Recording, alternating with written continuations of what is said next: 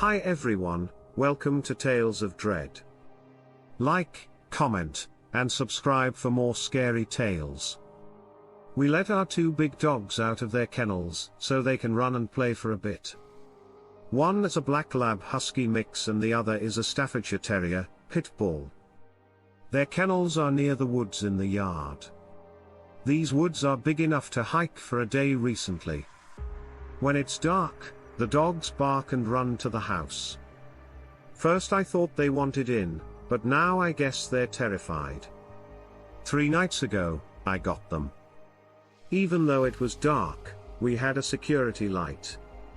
When I reached the first kennel, both dogs were silent. They always bark when I get them, but they were silent.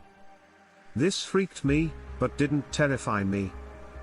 I will confess that there was a certain discomfort in the air, something I can't define, but it seemed electric, like I was ready to get shocked. As I was letting out the first dog, a lab, I heard a big snap in the woods near the kennels. Dogs and I froze. At this point, I would have leapt, yelled, and possibly run if someone had spoken. A sinister vibe. As thicker. Labrador had her tail tucked under her and was whining. It didn't help me. Pitbull was far from the woods, begging for me to come collect her. Only one dog at a time because they get too eager and fight. This is something I avoid. It hurt to leave the sympathy alone, but I had to. She barked a high-pitched, wailing bark at me as I went away. Lab couldn't get to the house fast enough. I walked back for the other one and dreaded every step as her door is at the base of the woods and I'd have to turn my back to pull her out. The air smelled like a dead skunk as I approached the kennel. Another snap and I was ready to escape, but I didn't want to leave my dog who had her head down facing the woods. Truly, I barely made it. It was like treading water. Was afraid? I heard heavy breathing behind me as I let out my dog. She was afraid and growled behind me. My body froze. After a minute of inhaling, I heard approaching steps. We both ran when a scream echoed from the woods. I didn't glance back, pity drew me back home. I turned off the lights and glanced at the trees after entering. I saw something move out of the light. It zigzagged for 5 minutes before disappearing. Every noise woke me up that night because I was so afraid. The next night I went to fetch the dogs earlier and thought everything was fine till I got pitiful. A huge snapping sound like a tree branch had just been snapped in 2 rang out. It sounded far away, so I hastened to get my dog out and we started going towards the home. Every night since then, I hear sounds like branches breaking and being thrown around, knocking on trees, and roaring. Absolutely afraid. No longer do I put my dogs down. I take them on daytime walks and make sure we're all home by dusk. What to do? I'm considering getting a gun but not sure it will help. Wow. Have you seen the moon? Big. Beautiful. This is the biggest moon I've seen. Like a bright pancake. Sky watching me. I sighed in relief as I drank more beer.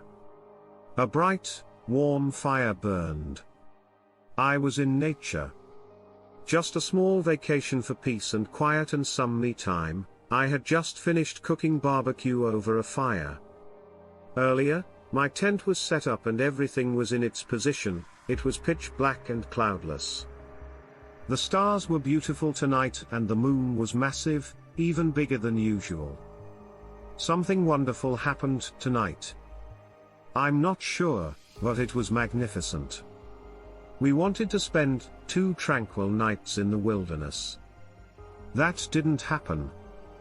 I started hearing unusual noises in the woods after finishing my beer. After that, I heard and felt what sounded like snapping vines, twigs, and God knows what, like footsteps of something enormous and close. I felt my heart thumping. I had to go but was terrified too. In my lawn chair, I argued. Do I pee in the woods or search my tent for a weapon? Whatever it was enormous and odd. It's nothing I've ever seen before, and I've tented here alone, but this was different. It was too much for me. I grabbed my flashlight and rushed for cover. After I finished my business, I heard the most frightening noise imaginable. What was it? It wasn't a bear or wolf, I'd never heard of it. I was scared to death by that noise. The hair on the back of my neck stood up near the fire. I shone my lights about to see if it was eyes distance. I saw only blackness in the trees at first. Then came loud footfalls. Whatever it was getting closer, I knew. I walked a few steps away from the fire and swore I saw something, but I wasn't sure. 5 feet away, I noticed what I believed was a human silhouette. Someone taller than me, I thought. First, the silhouette was human-like but larger than I was. I got close. No, I wasn't that bold. I didn't touch it. I wanted to approach closer to see whether my eyes were playing tricks or if something was observing me. Was afraid? I didn't know whether to stroll forward or sprint for my car. Slowly, I headed back to the fire. I was safer beside the fire. If you're out there, leave me alone. Okay. Over. I saw you. Quit. Okay. I'd like peace and quiet. Even if I was trying to be tough, don't make me contact the police.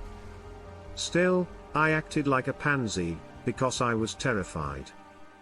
Something inside me told me it wasn't a person observing me, and as I walked back to the fire, a log flew past me and landed in my fire pit, sending sparks and burnt wood flying everywhere. The embers were everywhere. I didn't know what it was, but when I saw the large log, I realized someone had thrown it at me. If it hit me in the head, I wouldn't be recounting this story. Enough said. I hurried to my tent, grabbed my wallet and keys, and drove off. I got in, put it in reverse, and took off. As I raced down the gravel road, I looked in my rearview mirror and caught a sight of whatever it was. This was 7 feet tall. It had dark brown hair. It was a man or a gorilla. It's like Mighty Joe Young. The old film. So far, so good. North Washington, not D.C. I hiked with my cousin in the real Washington in the northwest corner of the country. It's something we do every other weekend when we have leisure time outside of family life. You might say we live in the boondocks, but we're within driving distance of a decent-sized city for work. Outside of work, we appreciated being away from everyone. True. We always prepared snacks, beef jerky, and water for a few of nights of protection. This was a new trail for us. Out here, there are many paths and directions to take. I mean, Washington is huge and rural in parts. This path diverged from our usual route. We were too curious. So we told ourselves the last time we were here that we'd travel this trail sometime, and we did it today. Like when we were youngsters. It sounded good but was our worst decision ever. No one knew how long the trail was. How did it get there and what were the risks? At the trailhead, it wasn't on the map. My cousin gave me a gigantic man boner for something that didn't exist. I love this kind of thing, especially when I have someone to share it with. Enjoying our hike. We didn't know how deep it was but didn't care. Lovely scenery. Animals ran around stones with smaller boulders on top, like an artwork. But witnessing a cave-like formation at the bottom of the mountain in front of us was exciting. We paused. Whoa. True cave? I have never been inside a real cave. I saw it on YouTube. Have we any torches, lighters, or anything else? When I asked my cousin, he shook his phone. Yes, ancient technology, I said as we neared the entrance. As we stepped in, we noticed how humid and moist it was compared to outside.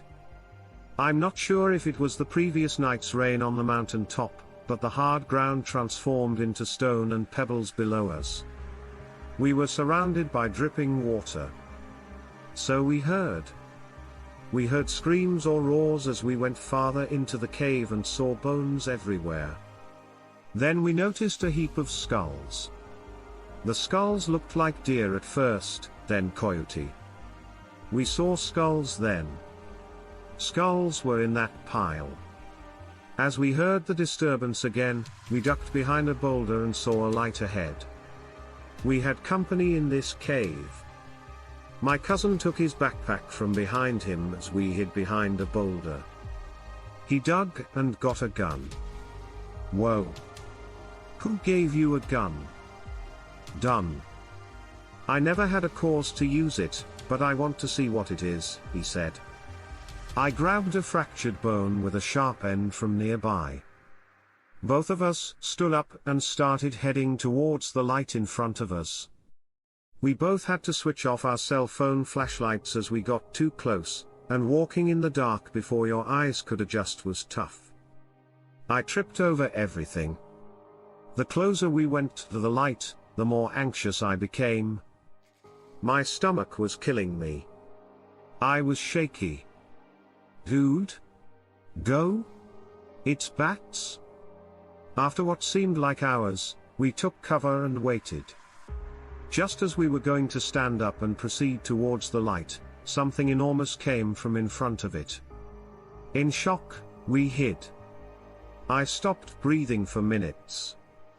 This item was 6.5 or 7 foot tall. Still too dark to tell. He stood like a man. If we were farther away, I might have said hello or do you need help?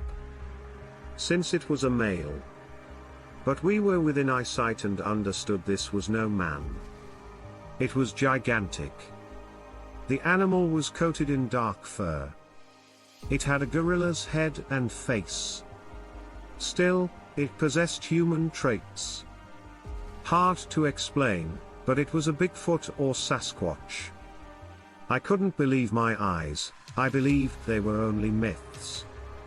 What are we looking at? I told my cousin to get out of here. Probably it's home. He wanted to take a picture, but I took his phone and said, don't. We slowly retreated, hoping not to be detected. We walked backwards, watching behind us to make sure we didn't slip or trip or run into something that might give us away. So it went. We traveled backwards for at least 40 feet when I thought, maybe we'll make it out of the cave, back onto the trail, and to his truck. Oh no. Simple enough. I tripped on a giant boulder and fell on my behind, making ship noise. The beast turned its head towards us, stood up straight, and screamed as he ran towards us. Every step he made, he beat his chest like King Kong. Thank God my cousin shot the beast twice. The beast crouched over, shrieked, and raced back toward the light. We needed that to flee. We ran from the cave to our truck as fast as we could. I don't think I've ever run so fast for nearly 2 miles. I'm fat. That was the whole point of hiking, but neither my cousin nor I could be stopped. Luckily, we left. The beast never chased us out. We left in our pickup. Never again did we hike there. Hope you enjoyed tonight's Bigfoot encounter stories. Like, comment, and subscribe, share me with your friends.